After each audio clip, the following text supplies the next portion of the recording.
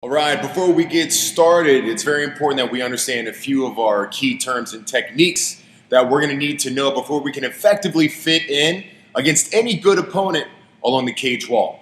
First, let's talk about sheepdogging. So what is sheepdogging, guys? All right, so when the fight starts or through any point in time in the fight where we're standing, we want to back our partner or opponent up to essentially the cage wall. There's this 4-foot space along the perimeter of the inside of that cage wall. We call that the danger zone.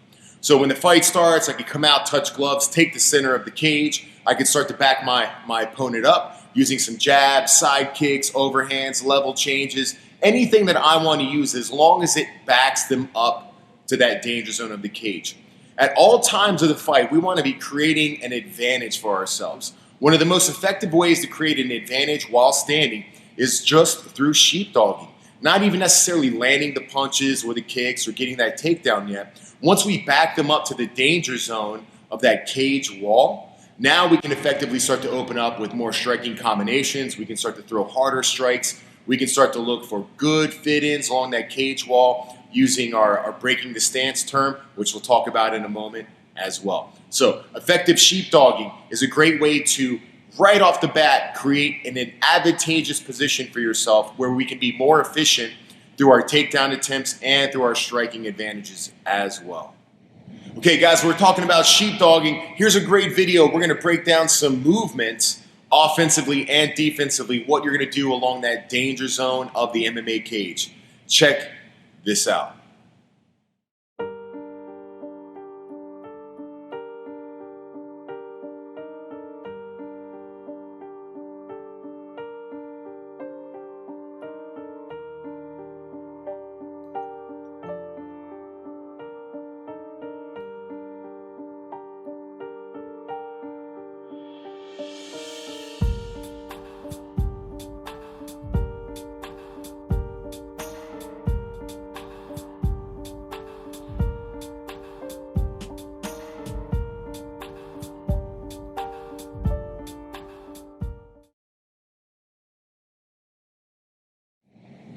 Okay, guys, so what is the danger zone?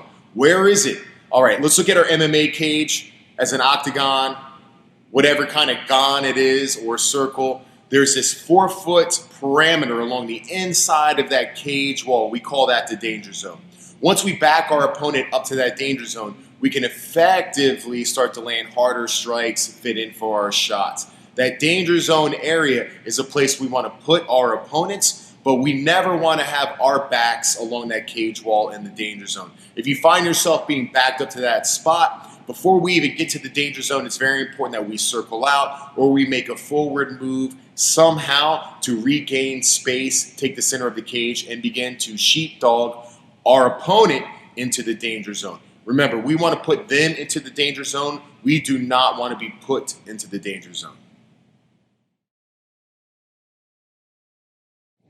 So our final term, let's look at breaking stance. Breaking stance is a way when we come out to fight, we don't want to shoot a shot or get in and throw heavy combos on somebody that's in a nice, heavy, balanced, looking to attack or counter stance. All right, it's very important when we come out, we begin to execute our fakes, feints, play a little high-low, mix in some level changes to start to engage and elicit a reaction out of our partner. If they have their hands up and they're in a good stance and ready to attack or counter, we want to get them to maybe think about dropping their hands to defend a shot. We want to get them to maybe cover or cover with both hands. Once we do that, now we've effectively broken our partner or opponent's stance, and it's going to make it safer and more efficient for us to fit in on whatever striking combinations or fit in combinations we would like to use.